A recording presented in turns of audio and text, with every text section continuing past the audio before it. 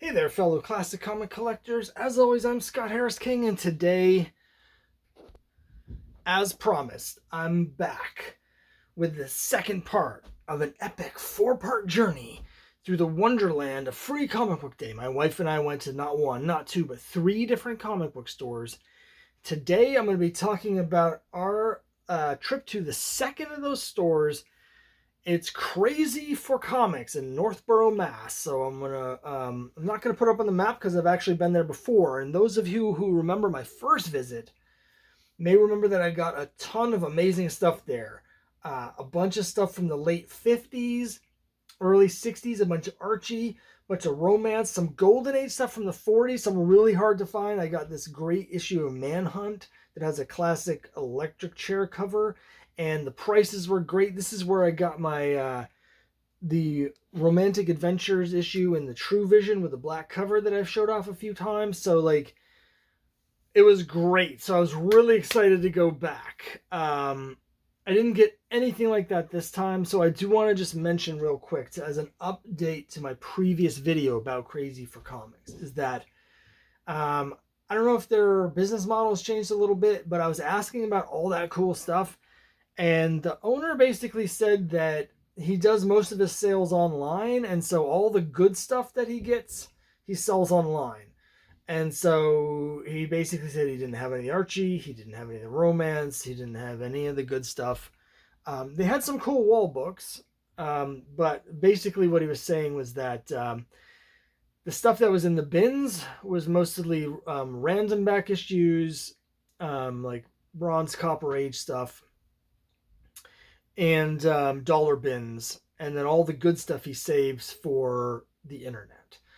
So if you like to buy stuff on, I don't know where he sells this stuff. I don't know if it's Whatnot or Instagram Live or whatever channel he uses. I don't know. But if you're looking for the good stuff for Crazy4Comics, then you'll have to find it online because he doesn't really, I guess, sell that stuff in the store anymore. They had a couple things that up on the wall. He did have a really cool one romance comic. It was the first issue of a Harvey series. I think it was a blanked on what it was, but First Love maybe. So that was really cool. That was a cool comic. He had a couple of the late issues of Betty, including 185, which has a really cool Art Nouveau cover that I've wanted. And I thought about buying it, but ultimately I didn't. So I just want to let you know, like, I got so much great stuff there last time that I was hoping to repeat that and have a huge haul of amazing, Golden Age and early Silver Age stuff to show you. But what he said was they save all this stuff for the internet now. So if you're going to go to the store, just keep in mind you're going there for dollar bin books, basically. Now, I did get a bunch of cool dollar bin books, so that's what I'm going to show you in this video. So why don't we jump right into the dollar bin, because I got some cool stuff. Now, first thing I want to show is a follow-up, because I showed a whole bunch of issues of Timothy Truman's Scout. When I was in Pennsylvania for Christmas last year, I got a bunch of issues of Scout for my father-in-law. And it was basically like most of the issues up to about issue 15. And that was where that run ended over there. So I've got my father-in-law's checklist. I'm looking for Scout, and guess what? At Crazy4Comics, they had the opposite. They had the end of the run. So I got almost everything. They were just missing issue 16, but look what I got. Scout number 17.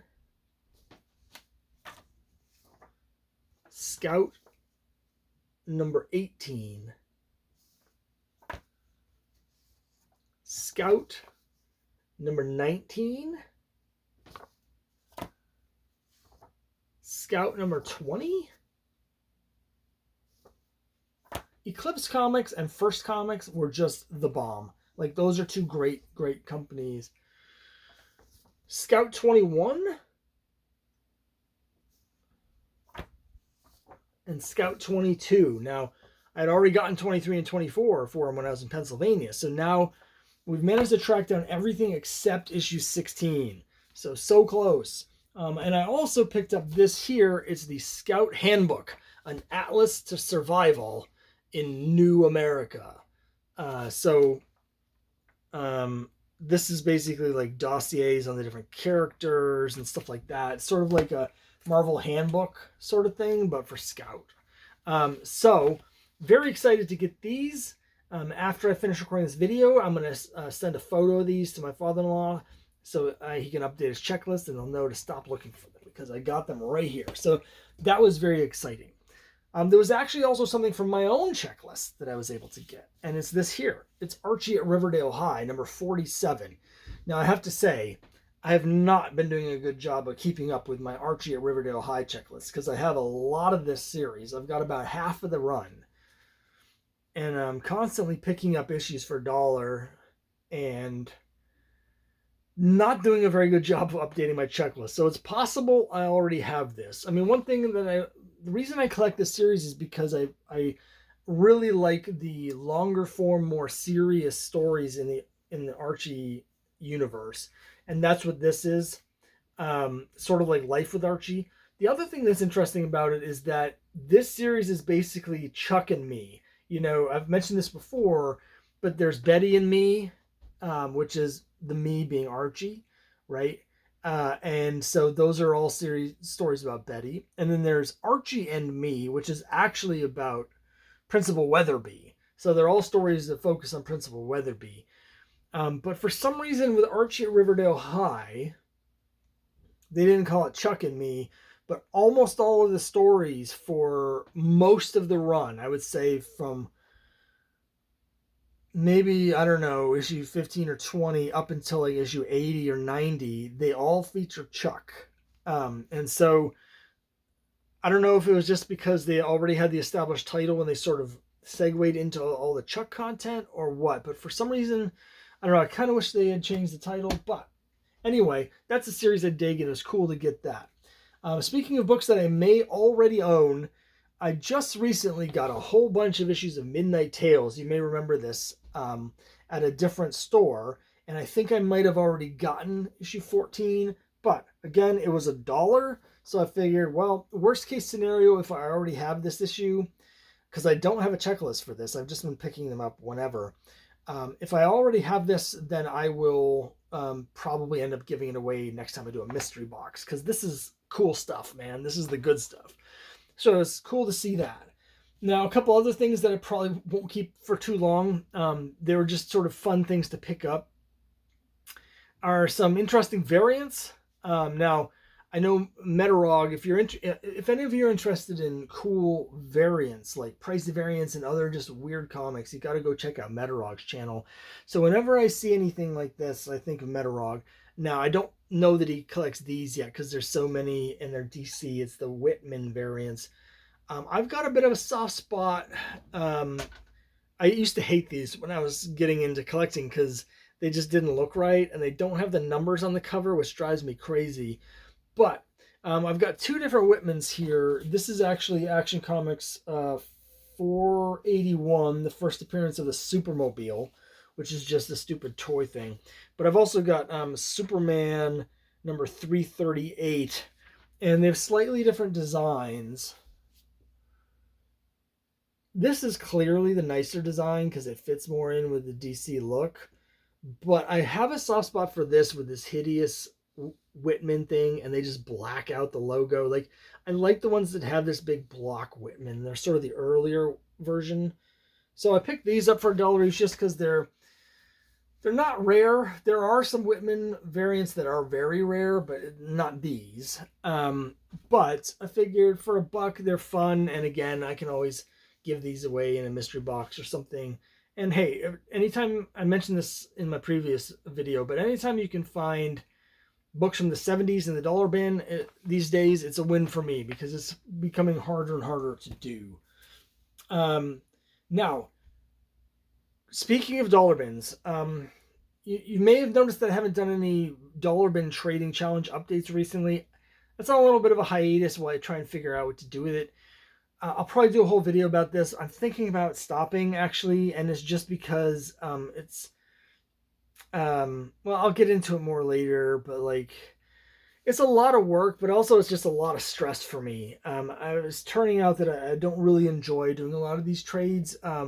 because I find it hard to say no to people's trade offers, and it makes me really uncomfortable. So it hasn't really taken off the way I wanted. But if I do keep going, I got a couple things here for the Dollar Bin Trading Challenge.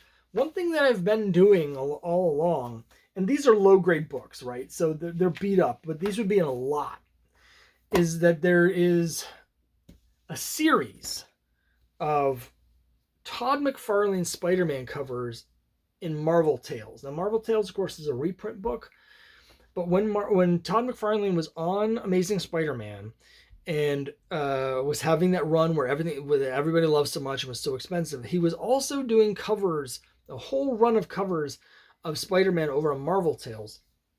And for whatever reason, these have just not really taken off the way they should, considering there's some amazing Todd McFarlane covers on them, right?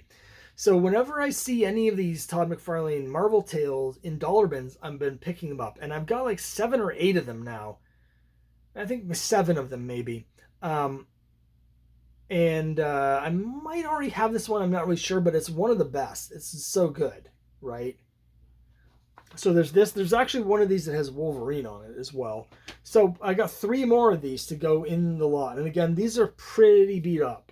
But this would be in a lot, well, for all of the McFarlane covers. But here's a really cool 225. It's the death of Captain Stacy. So it's reprinting Spider-Man number 90, Amazing Spider-Man 90. You can see the creases there, but McFarlane art, and then here's a McFarlane white cover with Dr. Octopus. So again, even though these are really beat up, they still look super cool. And for $1 each, so this is 223, 224, and 225. And he did these for a while, I think up to like 237 or something. They're all McFarlane covers. So I got 3 more cool McFarlane Spider-Man covers to add to my pile in case I keep doing the trading challenge. And then finally, when I'm going through this may or may not appear in a future dollar bin trading challenge if I continue. One of the lots that I currently have in the trading bin that nobody seems interested in this specific trading group, even though I know there's people that will get them because I've sold them before on eBay multiple times, is the late print run issues of the Funeral of a Friend series. Some of them are very hard to find, and I found one of the really hard to find ones actually at this place for $1. So I'm excited for that. If I don't end up continuing the dollar bin trading challenge, I'll probably just sell this on eBay. And it's hard to say how much it's worth. I looked this up. There's actually no sold copies in the listing, but that's not because no one's buying it. It's because there's none available. There's no sold copies, but there's only 1 copy available on eBay. The person's asking $55 plus shipping, so it'd be $63. So that's apparently a little too high. Otherwise, it would have sold. But anyway, long story short, it's Funeral for a Friend, Part 1, Adventures of Superman, $4.98, 4th printing. So there's the 4th printing, and the really late run ones are easy to find because they have the DC Universe logo instead of the UPC or whatever else. So, they had a lot of later printings from the Death of Superman and Funeral for a Friend issues, and I spent quite a while looking them up to see if any of them were the valuable ones, because some of them are hard to figure out, and they weren't. So this is the only one I bought. But this one, as soon as I saw the DC Universe logo, I was like, oh yeah, I'm getting that. Just a general rule, if you see this logo on a book, you should, and it's like $1 book like this, you should probably just get it. They're not all valuable, but some of them are really, really hard to find. There's people that collect just those versions. And this, for bouncing around a dollar bin without bag and board, is in decent shape. It's got some stress marks along the spine and a little bit of rub at the bottom staple. It's also got a ding, like an indent ding right here above the triangle. So, those things pop out a little because of the black cover, but I would say it's mid-grade.